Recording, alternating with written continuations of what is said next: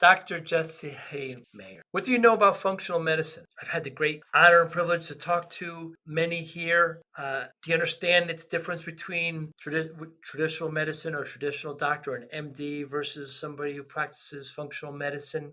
They just take a very different approach. They'll tell you still need the MD, by the way. It's not a replacement, but when they do the panel, they're just looking for things that generally the MD doesn't check for, and then look for ways through supplementation, through other means to actually cure it.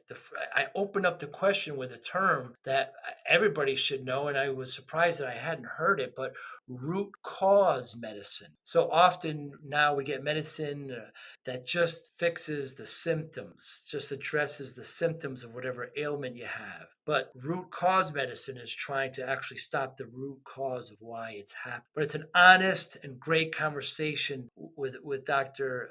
Jessie, and she's just very open. She's incredibly smart, knows her stuff, has lots of degrees, and breaks it down. We also talk about balancing hormones. And just the practice of loving yourself in the health journey. But it's a great conversation. I really, really enjoy it. I look forward to continuing this conversation. It's important conversations to have about functional medicine. Thanks so much for listening. Hi, I'm Joey Pinz, and here's my 45-second introduction. After starting my business in the 90s, I started developing poor habits of eating in my diet because of working way too much. Before you know it, I found myself 340 pounds. The doctor told me if I don't lose the weight, I'm not going to see my daughter graduate. Took the next 7 months, lost 130 pounds. People think there's some secret. Ask me, how'd you lose that weight? Like there's some secret. There is no secret. How'd I lose the weight? Just one word: discipline. I've had other successes in life, and I attribute them all to discipline. Now, I'm not the king of discipline, but I believe that it can help all of us. Friends, colleagues convinced me to start a podcast. The podcast mission: how do we better ourselves and society? I talk to interesting people in health, fitness, sport, wellness, business, technology, science, art, and culture. And I eventually ask them how discipline plays a role in their life. Podcast vision: growth through learning from others. I'm very excited to talk to you, Dr. Jess Hehmeyer. Thanks so much for your time. Talk to me about root cause medicine. I've never heard the term before. Certainly functional medicine is becoming more and more popular, which is good, but root cause medicine.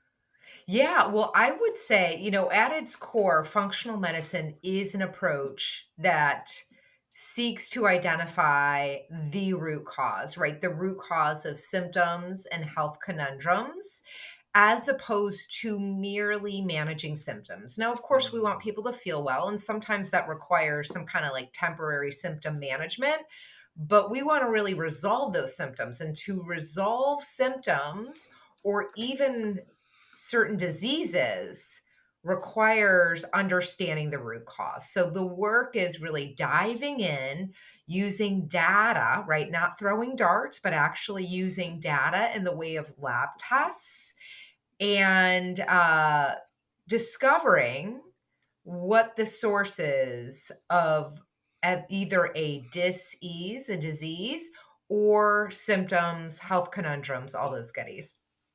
Yeah, because way too often, you're feeling a particular pain, or someone's feeling pain, they get a medication that relieves the pain, but they're not really curing it. They're just relieving the symptom. And that's generally how the American drug system works.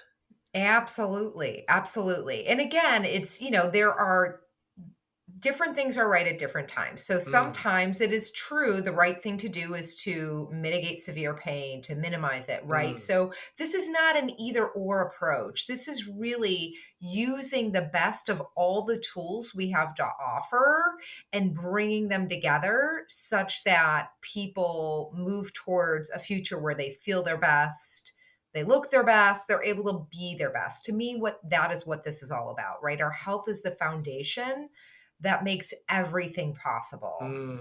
And so, bringing in the best of all the toolkits and knowing what's right when, that to me is the name of the game. Far too often I hear, I want to lose weight. The attitude, of course, should be you should get healthy. And when you're getting healthy, you'll lose weight.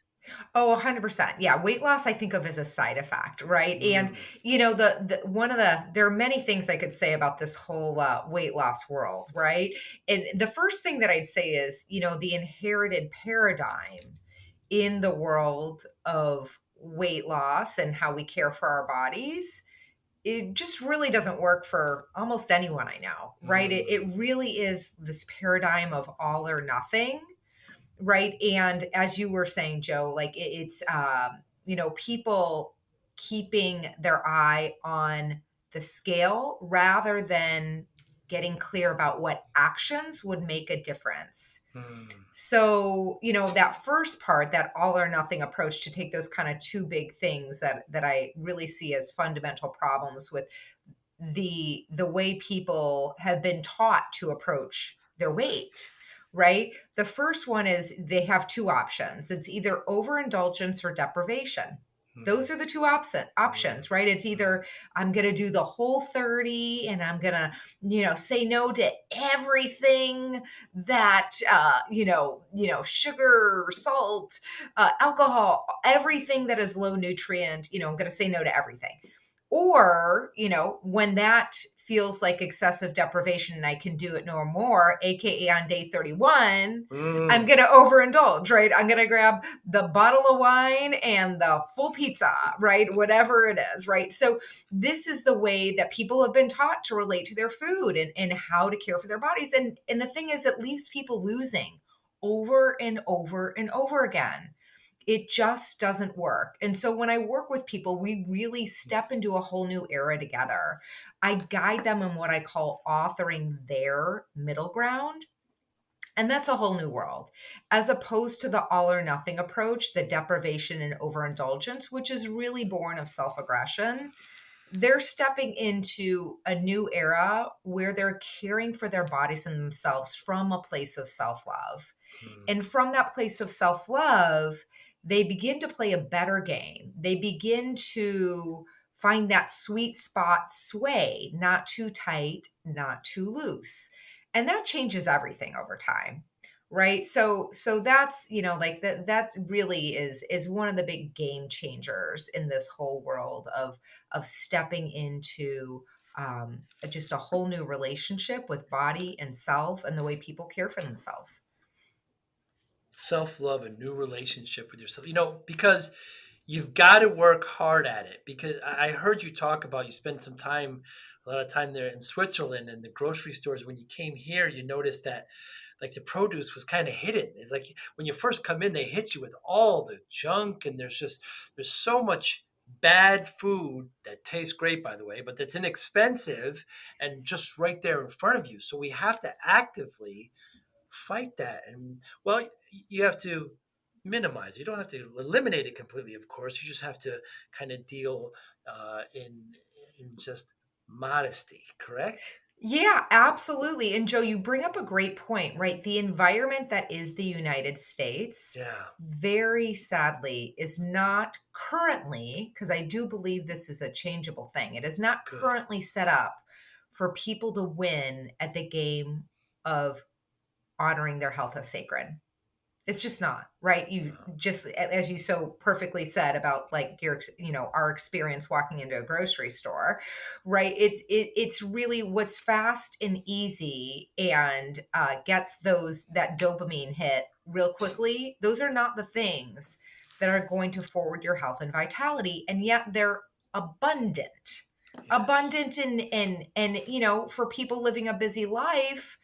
I understand, right? It's the thing that just has it all, it just kind of works from a time perspective, but it certainly doesn't work from the long-term time perspective because they're gonna pay for it. Likely is the likely future, whether it's with the time they have in their life or the quality of their life or the time they give to giving to doctor's appointments because their health is compromised, right? So it really does take a whole new level of intentionality to begin to think about, okay, how there's the environment at large, which I have minimal ability to change, right? I can't change how they set up the grocery store, right? But I can start to look at the environments I choose. Right, I can put, blinders on when I walk into the grocery store and Mm, beeline it to the produce aisle, for right. example, right? I could, if I find it exceedingly difficult to avoid, Dairy Queen, right, I could actually take a different route home, so I Hmm. don't even have to confront the temptation, right? So it takes a little bit of getting creative and also just really being honest with yourself. Instead of feeling like, oh gosh, I'm the failure, I'm so ashamed, I can't resist Dairy Queen or whatever it is, right? Mm. Just kind of being honest with yourself and going, this is hard for me to be a no to. There's nothing wrong with that. There's nothing wrong with that. In fact, guess what? That food was engineered knowing with Mm. that it would be hard for you to say no to Yes. it. Like literally, food scientists know these things. So don't feel badly, choose a different path. I have 10 grapes. I don't want any more grapes. If I have 10 potato chips, I want more potato chips. Yes. It's just so obvious. And like you said, it's, I've had some weight issues that I struggled with, and you just kind Mhm. of, I try not to take elevators as much. If it's 2 or 3 floors, get a good walk in. Don't park so close. Have a nice walk to get to your destination. You could do some simple things that could just increase that. And as far as a grocery store, it's really is a battle. And I've turned into an ingredients reader, Jesse. And I don't want seed oils. These there's try to stick with whole foods. Who do I talk to? Try to eat the food that looks like it originally looked like. Is that what they say? Right. Or something like that, Yes, right? you got it, Joe, Yeah, 100%. yeah. Right, yeah, I mean, mostly, if you have to look at the ingredient list, mostly you can kinda guess it's probably not the ideal choice, Right. right? Probably. Yeah.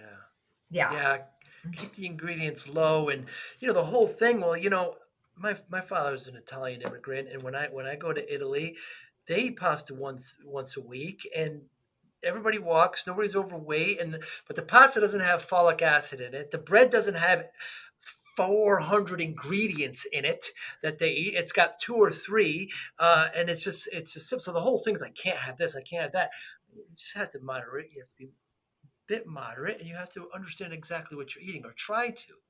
Yep, absolutely. It does take some education, and that education takes time, right? So it's Yeah. one foot in front of the other. And I love what you pointed to in the way of like, okay, 2 or 3 flights, I'm going to take the stairs, right?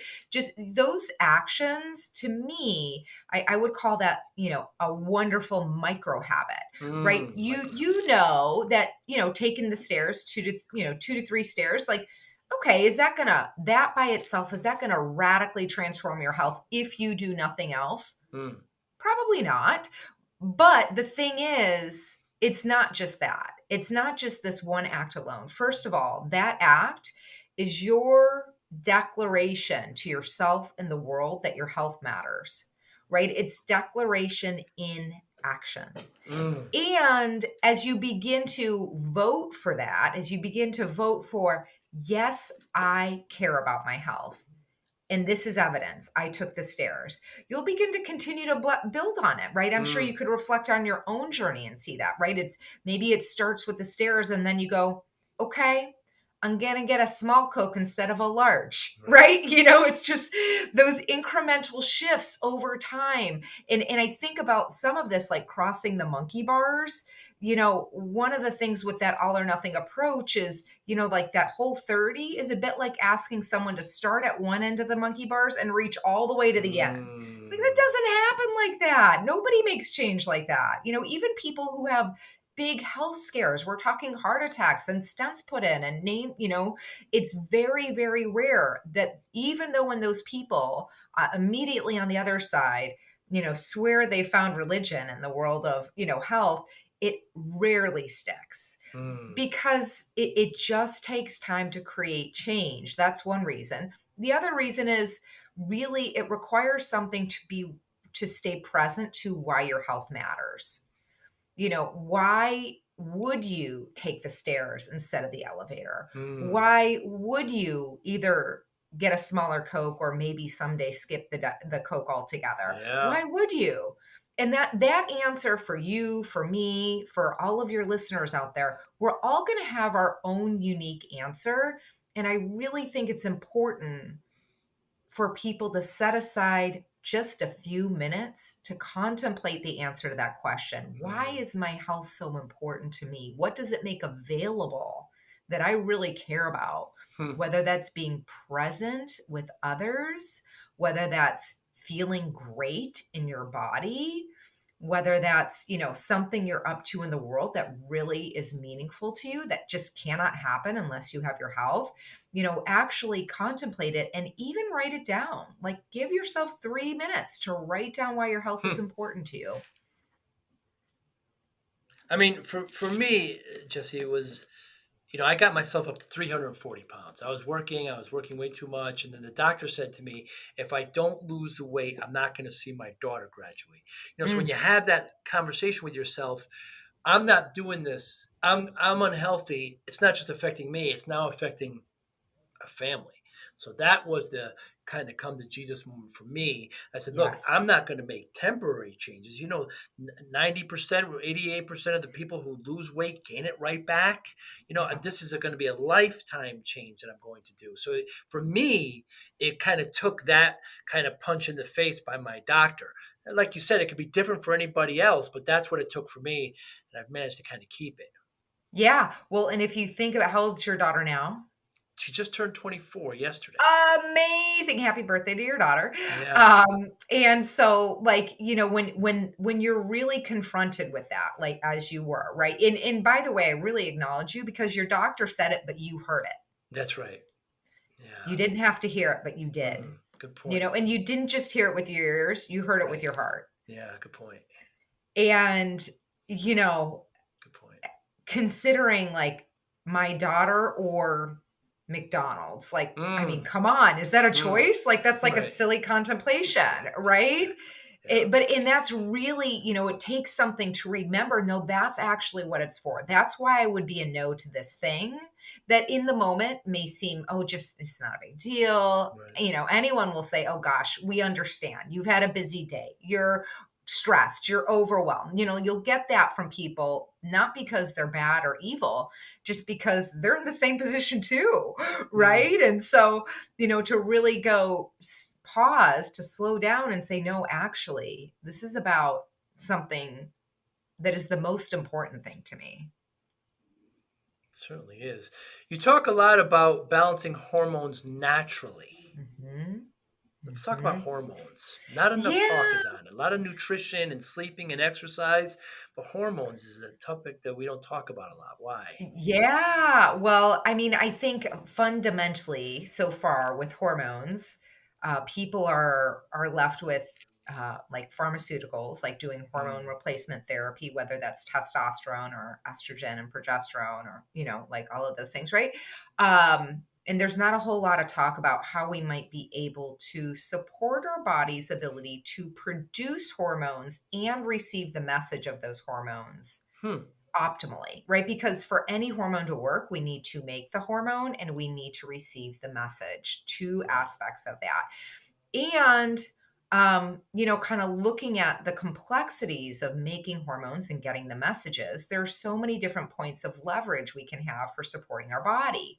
One is simply on the nutrient front, right? There are things that help our body in both of these aspects.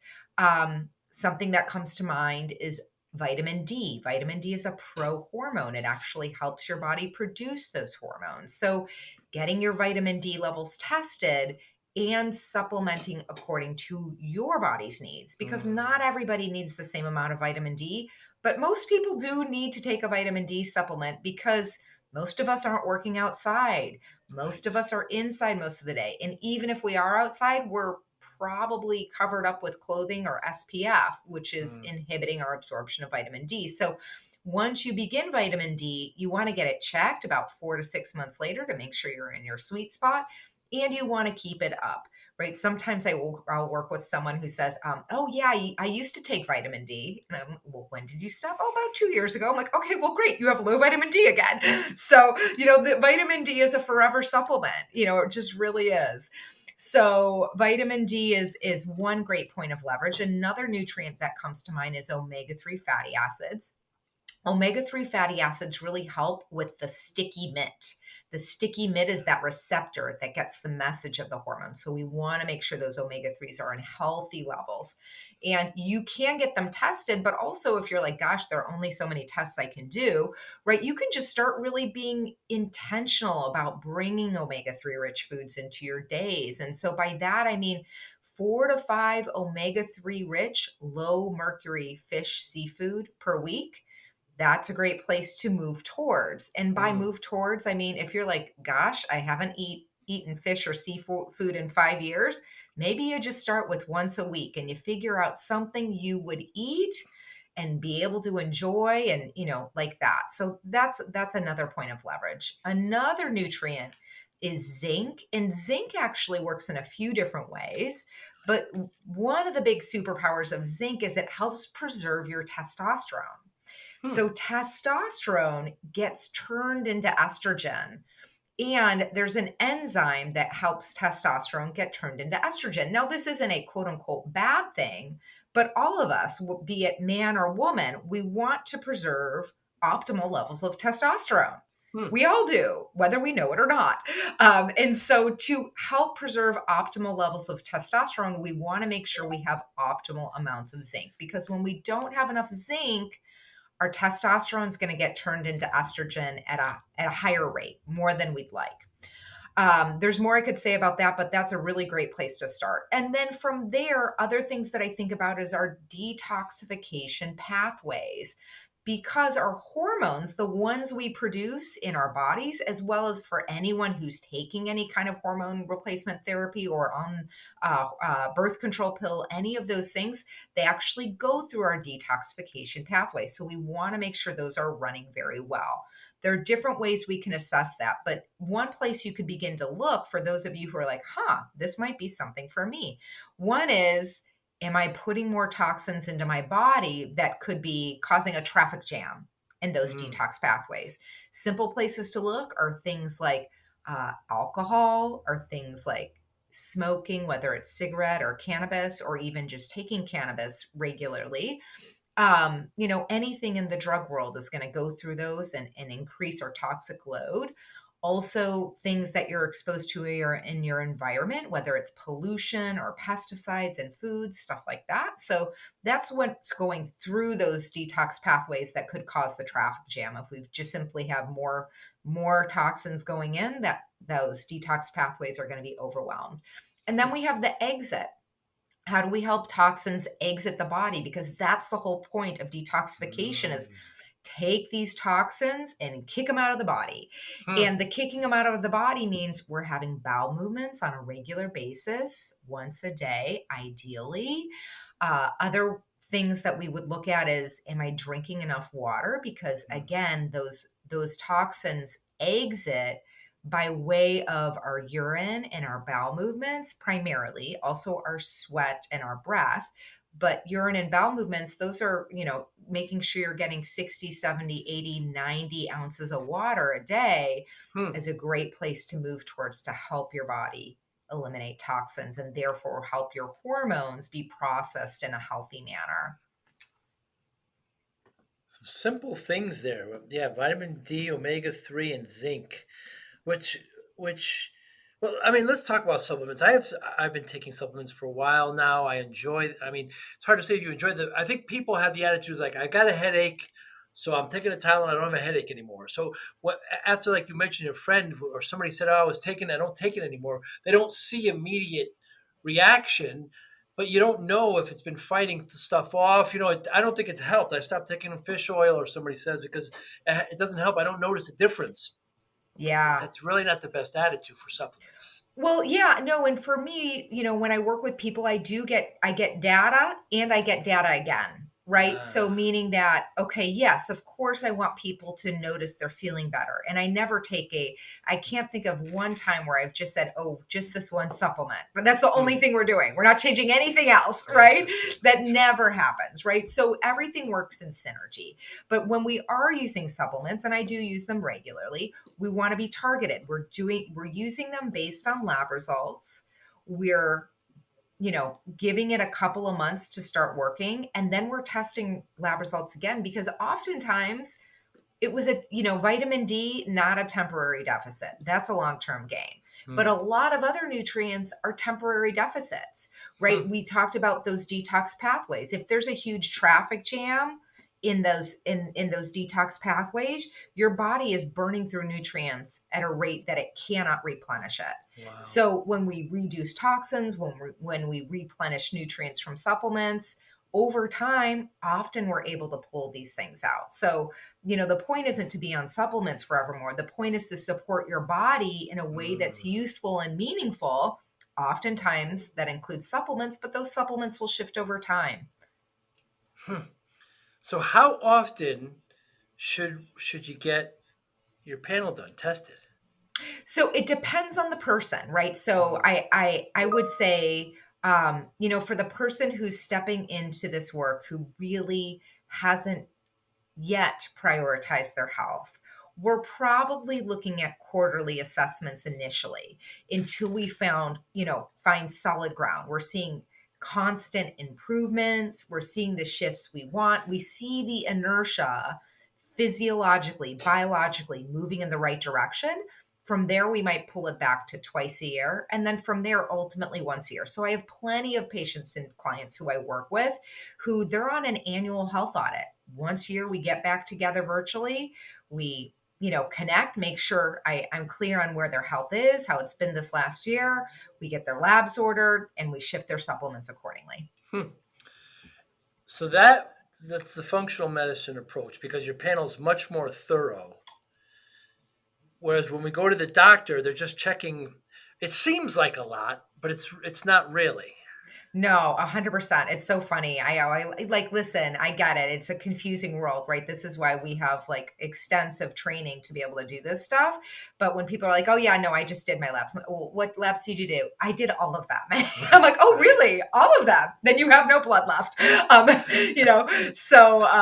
no, and I understand nobody ever really sits down and explains their lab results to them until they come see someone like me, right? We sit down and we walk through labs. So when I send someone to go complete labs, I let them know, listen, you're going to feel like you're donating blood.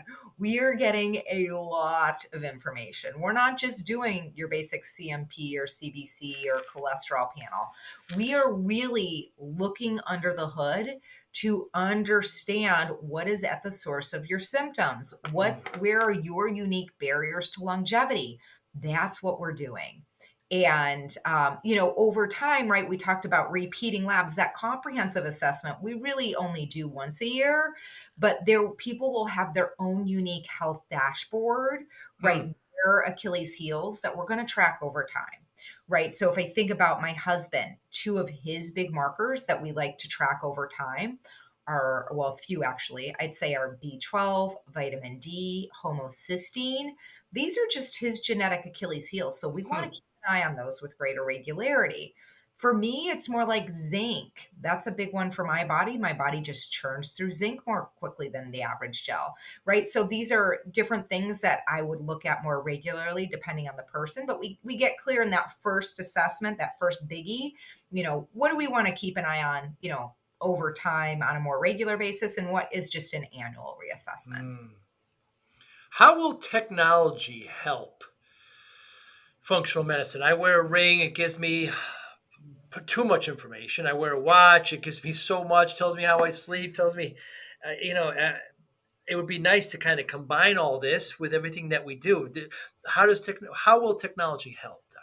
Yeah, well, I mean, Joe, you just pointed to two great ways where I'm sure you've gathered insights, from both of those tools. I really see one of the things I work with people in using that really leads to lots of ahas are continuous glucose monitors, right? Continuous glucose monitors, also known as CGMs, continuous glucose monitors. I never start someone with these guys out of the gate. In fact, I've worked with people who have come to me and said, yeah, I used a CGM, I used a continuous glucose monitor. I really don't.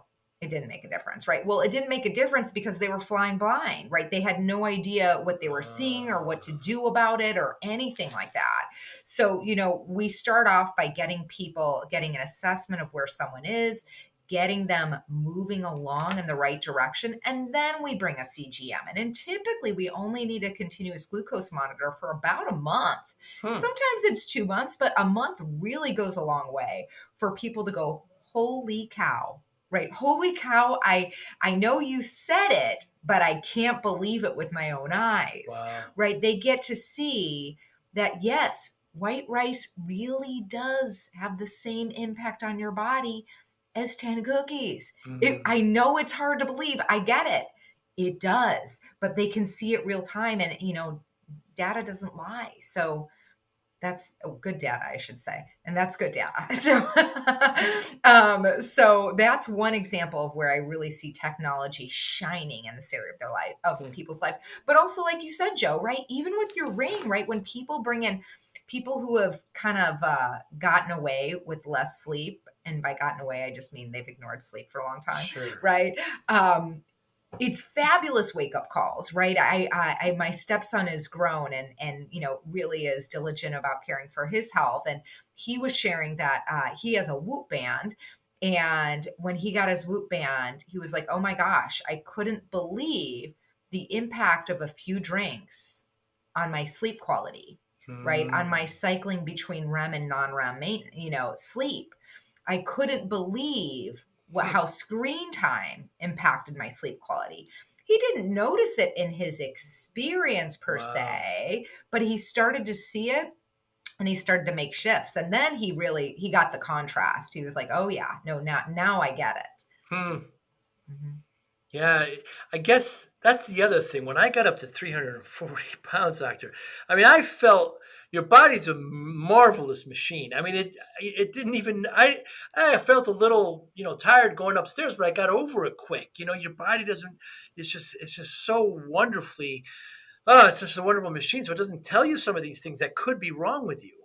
Yeah, And it high blood is. pressure, I couldn't tell. They call it the white killer or something, silent Yeah. killer, right? And Yeah, silent killer, uh-huh, mhm. Yeah, no, 100%. No, you're totally right, and I love the way you just acknowledge that, like, your body is a marvelous machine. It is unbelievable the way our bodies will adjust, mm, adapt, will prioritize our existence, and these are the things where, I think about sometimes I talk about libido as a vitality sign, hmm, different than vital sign, right? Our vital signs, these are things like your blood pressure and your heart rate and your respiration rate, your temperature. Vital signs are measurements that help us understand if you are in immediate or imminent danger, mm, meaning it's fire alarms going off, right? It's like this is a problem that is threatening your life. Now, something like low libido, I'd call that a vitality sign, mm, right? It's telling you, if we think about, okay, what is it to be experience vitality? It's really hmm, experiencing our optimal health physically, mentally, emotionally, all these things. And when our libido is down, it is a red flag. It's telling us that there's something going on, and listen, it can be a lot of different things that is interfering with our capacity to feel fully alive, hmm, right? And so it's not to be just ignored and brushed under the rug, and it's also not to say, like, listen, there are waves of life. So in stressful times, anyone who's experienced grief or, something like a move, these super stressful times in life, like, yeah, of course that it's not surprising if your libido's a little bit down, but if that's your kind of like norm, that's really something to pay attention to and mm. get curious about. Okay, what's going on that this is true, right? Looking at your hormones, looking at your nutrients, looking at, there are a lot of different things we could speak to on that, but it is your body is telling you something. Yeah. It's a really important distinction, isn't it? Because like we you can get a blood pressure machine for not expensive at all, and you can read your vital signs pretty quickly. Yes. Whereas those other ones, it's tough. I mean, the only way to read cholesterol would be through a blood prick, I believe, right? These certain things you can only do that way, and I hope not forever. By the way, it'd be nice if we could know these things in real time. I hope that's where technology is going to help. Yeah, I do too. I think we were all so excited about oh my goodness, what's the name of the founder that went Yeah, awry? she's in jail. Theranos. Yeah, yeah, Yeah, yeah. Elizabeth something, right? I don't know. Holmes. Yeah, Yeah. yeah, exactly. Um, yeah, we're not there, but I do also, Joe, very much hope that someday we do arrive at that where it's infinitely easier for people to get information and also understand information in the context of their health, their body, their Mm, lives, right? Because, some of it just gets really heady. It's like, oh, okay, my blood sugar's high. Great. Why do I even care about that? mm, But when you start, when I'm working with people, we really dig in and we don't just say, oh, your blood sugar's high. It's your blood sugar's high and those symptoms you were talking about, right? Remember how you were telling me that you're super duper tired and you don't know why? Guess what? I see a connection, mm, right? And so, and okay, here's the next step towards resolving that, right? This is again, crossing the monkey bars. Let's grab that next bar. How about taking 2 to 3 stairs? How about downsizing the Coke? Whatever it is, right? But baby stepping it in a way that is going to, in the long run, this is the long game, meaningfully impact health and be sustainable. mm. So, when working with a functional doctor like yourself, how is it different from traditional doctors?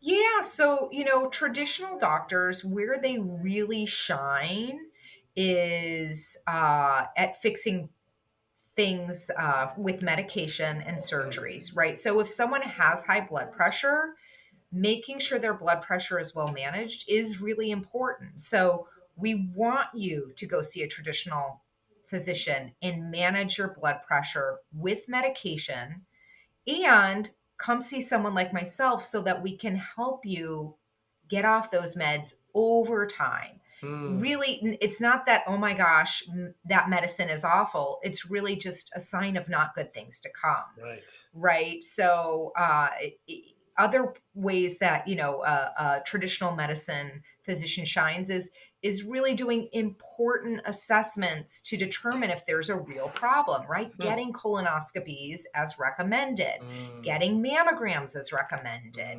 mm. All of these different things I am so for, and I do myself, right? It's not an either or; it's bringing both together. I But see. any MD is going to tell you if you can avoid surgery, right? If you can avoid being on a medication, avoid being on a medication. Mm, You mm. can't always, but sometimes you can, and that's great. So there's directories out there. There's somebody like yourself. We're now committed to going to see a functional practitioner. We meet with you, and what happens? Yeah. So with me, we start with, well, before we even officially meet, we start with a complimentary consultation because I want to make sure it's a good fit in both directions. Mm, You, the patient or client, needs to feel like I'm the right partner in your health journey, and I need to make sure we're the right fit as well. Right. And there are instances where that's just not true. Right. So that's the first step.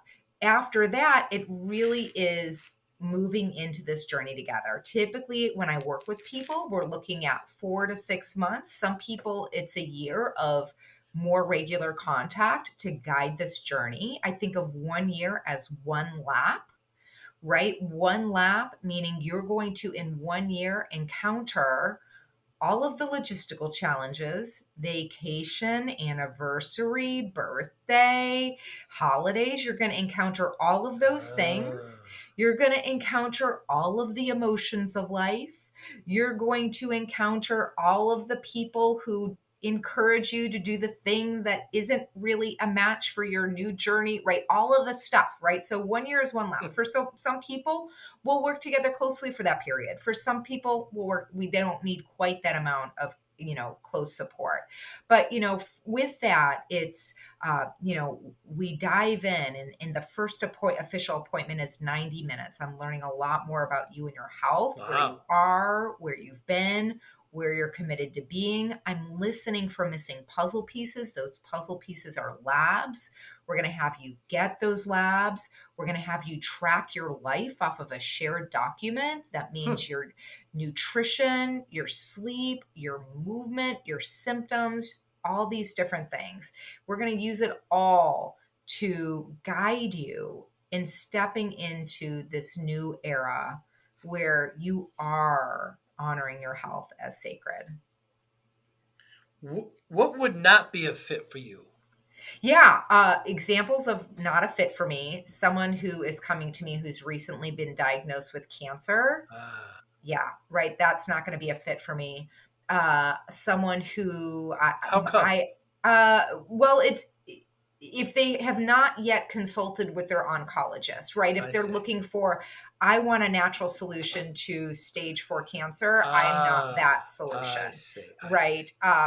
And yeah, so that would be an example. Now, there are people who I work with who are going through treatment Right. and we bring this together. That's no problem. I see. And that's really cool because there are a lot of amazing, we're kind of ends up working with the person, making sure that what we're doing has the approval of their oncologist, and oftentimes bringing in a pharmacist, just bringing it all together to really support that person's body through their journey. Other examples were, there's a woman who I talked to the other day who she, through imaging, there's a mass on her ovaries, and what she needs is a radiologist, not me right now, right? She needs further assessments. And so that was the appropriate redirection for her is, okay, let's find you the right imaging. So, get an MRI so we can get clear on, what's going on for you. Maybe it's nothing, and then come back and see me, but we're not going to cross our fingers and guess on something like that. I would think people want to see a functional medicine practitioner because to get healthy. Yeah. I didn't think to myself they have an ailment that they want to cure, but I guess Yeah, and there are times where we can do that, right? There are see. times where we can do that, but those are examples of not times. And one other thing that comes to mind is I had a gentleman inquire about working together, and he just, he had a genetic predisposition to autoimmune diseases. He had multiple sclerosis. He had an underactive thyroid that was autoimmune in nature. I want to say he maybe had rheumatoid arthritis also. So clearly, very just unfortunate on the autoimmune front. And he was hoping for a future where he could get off all of his medication. And unfortunately, listen, I would love that future for him, but we can definitely work together to optimize his body and reduce symptoms for sure. I just can't in good faith say that your future is going to be without medication for that person. Mm-hmm. And when someone's selecting a functional medicine practitioner, what should they be looking for? A few different things. One is no false promises. Right? That's a big deal, right? There's a lot of snake oil out there. So as most of us have heard before, if it seems too good to be true, it probably is. But on an outlandish front, please stay open to a future where you are producing the outcomes you care about with ease. Even if that sounds outlandish, I promise that is a possible future you could live into, right? But so that's one big thing. Another thing is, insufficient education, right? I have multiple graduate degrees. I am an IFM certified practitioner. These took a lot of time and energy that I did with gratitude because I knew it would allow me to land at a place where I could care for others. And so making sure people are well educated. And as you mentioned before, right, the IFMC, Institute of Functional Medicine, that's IFM. IFM, you can look for, there's a directory where you can look for IFM certified practitioners. I'm on it. That's how a lot of people find me. And that's a great resource for people. And they don't necessarily, it could be virtual. They don't necessarily have to be physically with you. Yeah, I actually exclusively work with people virtually. So, I'm wherever you are, I am is kind of my motto. So that's nice. That's nice. Yeah. And insurance will not cover this. So not for my work, right? I do, when I work with people, I provide them with super bills if they ask, so they can submit it to their insurance. But I always ask people to proceed as if they'll be denied I see. rather than reimbursed, because I would hate, I try and be as transparent as possible about pricing. And I never want anyone to be left with a source of stress or upset in the financial front. I think, we could have a whole other conversation about the lack of price transparency in medicine, but it's a major problem and it doesn't work, right? That, in what other domain would you buy something without knowing the price? Right. It's crazy. Imagine going shopping for shoes and you're like, oh, these are either 75 or 1200. I don't know. Sure, I'll take them. Yeah, right.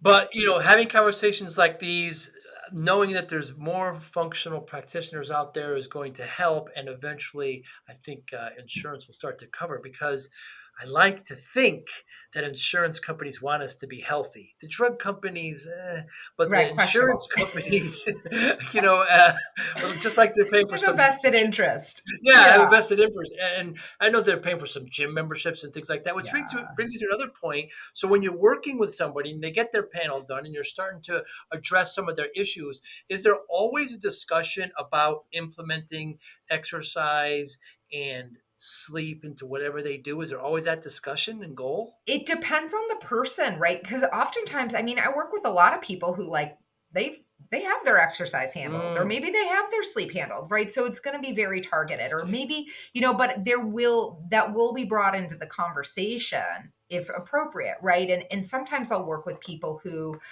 let's say they've got cardio down, but they're not really doing strength training. It's like, okay, we need to bring some strength training into your life. And so yes, if it's relevant to the person, sleep is always relevant.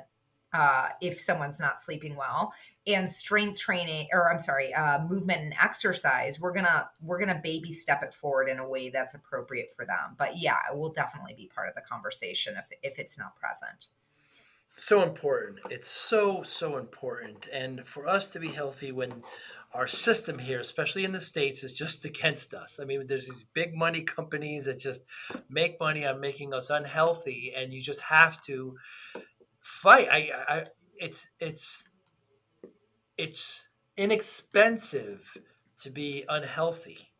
Short term, Yeah, inexpensive. short term. Good Long point. term, it's the priciest thing in the world. Right, It'll good cost you your point. life. Yes, Yeah. yeah, Can you yeah. think of a bigger price to pay? And what better investment is there other than yourself? Is there anything in the last month or so, doctor, that you've changed your mind on? That's a good question. I would say, let's see here. Nothing that I've really changed my mind or so in the last month in particular, but a few new things that have come on my radar in the last kind of 6 months in an elevated way, are two supplements. I don't have any, like I don't have ownership in these supplements, or Sure. like that. So, but one of them is Akkermansia. So Akkermansia is a probiotic. It's a specific strain of bacteria that I've been using with greater frequency out of after learning more about it. And the magic of Akkermansia, if someone needs it, is that it has a powerful impact on heart health. So things related to lipid panel, cholesterol panel, as well as on diabetes. Wow. So pre-diabetes, diabetes, we're talking about fasting glucose and fasting insulin and hemoglobin A1C. All of those numbers, I honestly, Joe, I wouldn't have believed it unless I've seen it. It's Wow. never the only thing I use when working with someone, but I've been really amazed at the synergy between Akkermansia and some of the nutritional shifts we make and some of the other supplements we bring in. It's notable. It's awesome. There are a few companies out there that have products. One of them is called Pendulum. They were kind of the front runner in bringing Akkermansia to the public eye. And there's another company, I want to say it's Metagenics. I'm pretty sure they have one that has some green tea with it, which I really like because that's beneficial for insulin sensitivity and anti-inflammatory as well. Another supplement is called Fatty 15. Fatty 15. And I'm just kind of in the middle of, really digging into it with greater detail, but I will tell you, I do regularly use omega-3 fatty acids when working with people in the way of supplements, also known as fish oil. This fatty 15 is a different kind of fatty acid. So omega-3 is one kind, this fatty 15 is a different one. And I've noticed even more powerful benefits, in particular around heart health, around cholesterol levels, with this fatty 15. So those are, I don't know. There's only one company that's doing this fatty 15 thing, and I've hopped on the phone with their reps, and I'm just really impressed by the work they're doing. Yeah, I like the fish oil. I've been taking it for a while. I notice I swim faster with it. No, that's a Cool. joke. That's a joke, of course. I like it. I'm sorry, Joe. That was slow. I was like, oh, really? Wow. How about quercetin and the mushrooms? You know, the turkey trot, lion's mane, all the mushrooms. Yeah. So, well, two different things. So quercetin, I think about more as it pertains to some kind of mast cell activation syndrome or allergies, like anything in the histamine production. So just for those of you who are just like shook your head and said, I have no idea what you're talking about. Just think about allergies and antihistamines. Like, you know, traditionally you might think about Benadryl, right? But something like quercetin can be really powerful in that front. And it's a great antioxidant as a whole. There are other things that it does well, but quercetin can be really nice in that world. And in the way of mushrooms, you know, there are a lot of really great mushrooms out there. One of the concerns I have with some of these combo products, there are a few different ones out there, is I don't think I haven't seen enough research on the combined products, you know, because when I look at what's in them, it's like in my experience, they couldn't have enough of any one particular mushroom to get the benefits of what that mushroom does well. So for example, lion's mane, we think about that with cognitive health and exactly. We think about things like reishi mushrooms in the way of adrenal support, and cordyceps in the way more of immune support. So each of these mushrooms does something wonderful. And so I just don't know if in smaller amounts altogether, there could be synergy. I don't know. But I tend to be, if I am using mushrooms, I tend to choose one and be a little more use a higher dose of that one, so that we're ensured to get the benefits of that one. But mushrooms do wonderful things. Yeah, quercetin, that's with a Q, by the way, if anybody's listening. And yeah, the mushrooms, the ones that mix, I always wonder about that. I kind of think of those, restaurants. It's like a Chinese, Japanese restaurant. Pick one. You can't be both. You know, I don't know. Right. I don't know. Totally. Yeah. And so, you know, where I fall with those mushroom combos is I just let people know, like, okay, so based on what I can see in this product, I'm not concerned about any of the ingredients. I just don't know if they're going to do the job. So do you notice a difference? Like, do you? If you notice a difference, then great. Keep taking them, right? Yeah.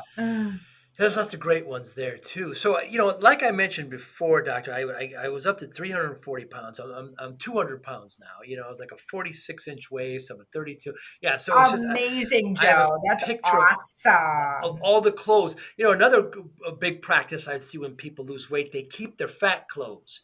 Get rid of them. Yes. Because you're not wearing them again. Absolutely. And exactly what you're saying is totally spot on. You're declaring to the universe, no, I am not going back. Period. Yes.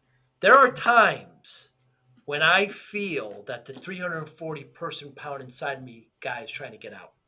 And I have to keep him down. You know, I'm doing a little thing this month. We're calling it Sober October, where we're doing a bunch of things. But one thing is like no refined sugar. Cool. And my goodness, it's everywhere. You know, I love a good cookie and ice cream, believe me, and I don't do it often. You know, the 80-20 rule, 80% of the time. I know you intermittent fast. I heard you talk about it. It's good for some, not for everybody.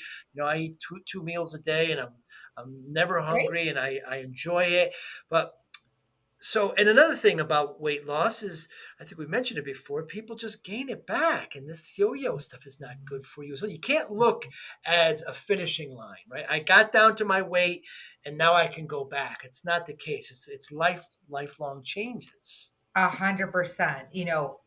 We want to remember, and it's funny that we forget this, but we do, right?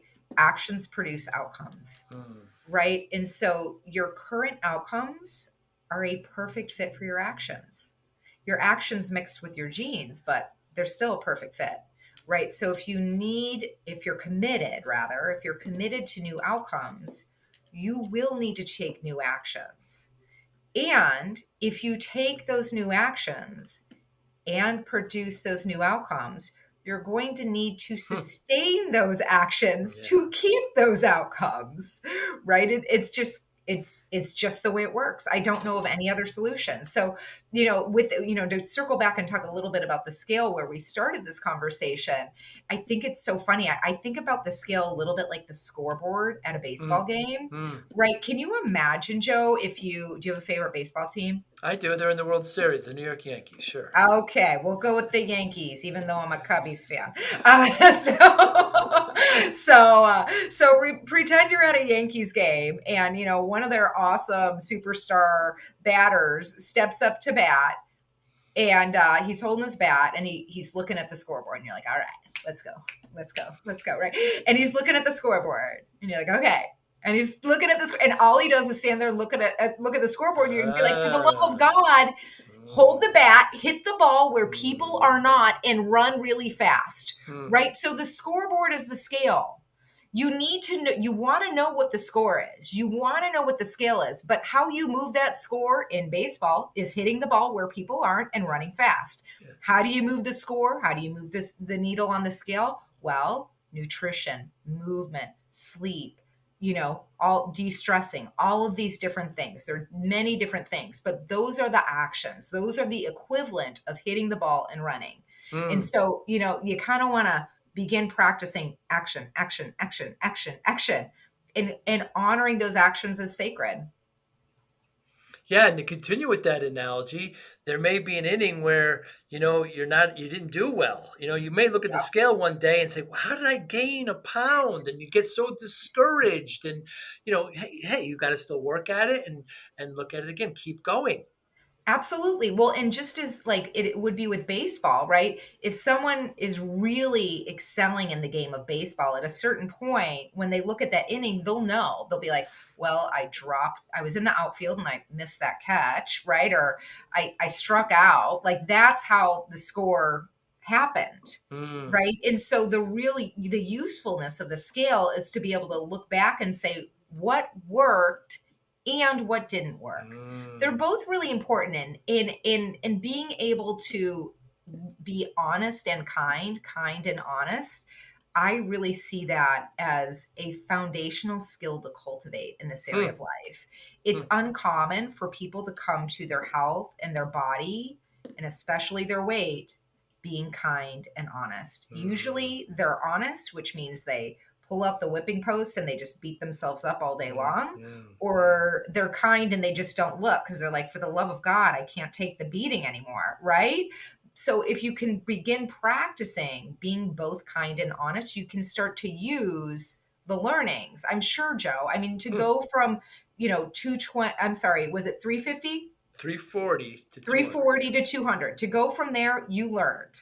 Yeah. You learned. And I suspect if I said, okay, pen and paper, go, Joe, write down everything you learned, you'd be sitting there for like a couple of hours, right? And all of those learnings, some of those you learn them just by way of discovery, and some of those you learn by way of saying, oh yeah, that was a bad ending. Right. That didn't work. I don't want to do that one again, right? Great. You used it. That's what matters. Yeah, and that continually changes because that was in my 20s. I'm now in my 50s and my metabolism slowed down. So what could have worked there may not work now. So you got to constantly evolve and continue to see what works. 100%. 100%. It's, working with the reality of what is it right now. Yep, absolutely. Mhm. So when I tell people the story, doctor, they always look at me and they're like, they want to, what's your secret? What's your quick answer? And of course, there's no quick answer. So, given when I drill it down to one word, is how did I lose 130 pounds in 7 months? I say discipline, right? I got a routine, I got structure, I got restraint, I got some direction, some strictness, and that's it. You want to lose weight, discipline, right? So I wonder how discipline plays a role in your life, Dr. Jesse. Yeah. Well, I think, it's so funny. If we take the word discipline, I think a lot of people would hear things in that word that Mm, aren't there, right? They might go more towards like discipline, willpower, mm, right? And while, yes, we do need willpower at times, if that's the only tool we're reaching for, we're screwed, pardon my mm, French, right? mm. Because willpower is a delicate tool, it breaks easily. And so, if we take the word discipline and we look at the root, which is disciple, it's like, well, what are we a disciple of? Well, we're a disciple of loving life. Hmm. We're a disciple of loving those in our lives. We could start to peel back that layer and start to think about, okay, well, that's actually, I think for you, Joe, the thing that drove everything else. And you invented the structures, you came up with resources, you figured out what worked for you. Mm, But at the heart of it was your daughter. mm, The heart of it was, I, I'm going to be here for her graduation and for many mm. decades to come. So, that's where I'd invite people to begin to look. But, in the world of, my health, it wasn't always like that for me, right? I had my own journey. And at a certain point, I really got like, my own struggles with my weight. They're interfering with me being fully present with the amazing people in my life. And I have Mm, amazing people in my life, and it's interfering with me fully contributing to this world. And when I got that, I was just like, no, it's not how it's going to go. I'm going to figure this out. And like, please, the divine, whatever you want to call it, like, help me in this journey. And if you mm, help me, I'll devote myself to helping others. I'll devote my life to helping others. And it really was this kind of collaboration that for me led the way forward. And hmm, there was a lot along the way, just as you know, right? There was learning of factual information. There was learning of myself. There was learning of how do I structure an environment that just makes it easy. And for me, it was probably not too far of a different time. This was around 2004 that I drew a line in the sand. And wow. so, like, if you think about for yourself, like, I mean, things that were difficult then, it's like you wouldn't, they're just not hard, you just don't Right. think about it, but it Yeah. took time to get there. Yeah. Yeah. Just natural routine and you at one point you mentioned soda. I mean, I was drinking so much soda. I haven't had a soda in I don't know how long. I had a sip of one recently in the last couple months, and it was so thick and all I drink is water. It's like a milkshake. It is so thick, and so you just kind of get used to it. But that's calories in drinks to me was just a waste, And so again, I just got used to that. I never had a cup of coffee my whole life. I know people start their mornings with coffee and sometimes I mean, it's pretty much a dessert. Some of these people A that they're having 100%. Oh my gosh, Joe, I 1,500 laugh. calories within an hour of waking up. I see people at the airport in lines, like kind of twitching, because they haven't Yes. No, I think about, I'm like, what, like that dessert you're walking down the street drinking out of your yes, lovely Starbucks cup. Can you right. imagine someone walking down the street with like a hot fudge sundae loaded with like, Not different. everything, and Not just much like being different. like, "Good morning." Yeah, Like, yeah, what? yeah, No, yeah. that would not be socially acceptable. But the Starbucks cup is the equivalent, and that's fine. you know? Very, very different. What motivates you, Doctor? What motivates me? Well, I love this life. Mm, I love the people in my life, and I love people as a whole. And I really, it really motivates me to look at what will allow me to expand my capacity to contribute. Mm. That is for me a big source of motivation. Impact. Yeah. Yeah. Yeah. Yeah. Yeah. Yeah. But when you can talk to somebody, do a panel on them, and then work with them and do the panel again and actually see scientific changes, like, look, here are your changes that you've implemented with my help. How rewarding is that? Oh my gosh, there's like nothing like it. Right. I want to do backflips. When I get Right. labs and I'm like a kid before Christmas, I'm like so excited out, it'll be like, oh God, I gotta shut down my computer. I'm like, no, but I can't go to bed without looking at these labs, like so it is so fun. It is so fun it's fun to see the outcomes people produce in our Mm. partnership, and also fun to see who people come to know themselves as, right? Like Mm. it actually, Mm. like who yourself now as versus who you knew yourself as before, it's different. Like you actually know yourself as someone different. And that's really amazing. Mm. Really, really amazing. And it'll be sometimes it's the little things when, I have this amazing woman who I work with who, she's just like an annual check-in now, but a couple of Christmases ago, a couple of holiday seasons ago, she emailed me after the new year and she said, this is the first year I didn't want to new year, new me myself. Mm. Uh-huh. I was like, atta girl, atta Yeah. girl. Those gym memberships in January go way up. That's Yeah. right. That's Yeah. right. She's like, I don't need a whole 30. I don't need a whole anything. I'm just cruising along feeling great. Mhm. So, given that motivation, how do you measure success? For myself, good question. I would say a few different ways, like, well, there are different realms, right? But um, professionally, how many lives am I touching? How many Mm. people am I working with and making a difference with? And also in my professional team, I just adore the people who I work with. And so, one is, are they happy? Are they engaged? Are Mm. they, fulfilled in their work? Like how long have we been working together? And that would be a sign of that, and the way Mm. they show up at work. And then also like being clear on what their long-term vision is for their career path, and how can I help them have that be true. Hmm. Mhm. Yeah, we need more. We need more functional medicine. We need more people involved with it. We have to, as the I'm just talking about the states here, 350 million of us. We need to change the way grocery stores are being set up because we're the consumers. We have to eat the healthy route. That way they'll start to make the changes. We have to make things more available that'll help us. We need more functional medicine. We have to make these changes ourselves in order to change the market. Yeah, and I'd say we do need more healthy fast food options that are available, Mm. right? In most major cities, you can find them. They're probably more expensive. Um, so we need more all over the place that are more reasonably priced. Mm. And I would also say beginning the conversation with kiddos, Right. about beginning conversations that engender a sense of gratitude for your amazing body.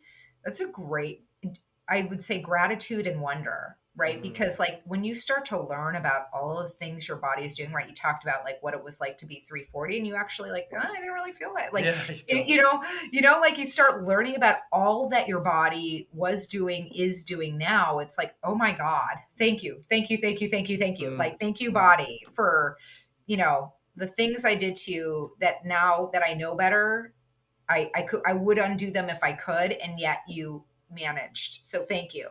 You know. Absolutely.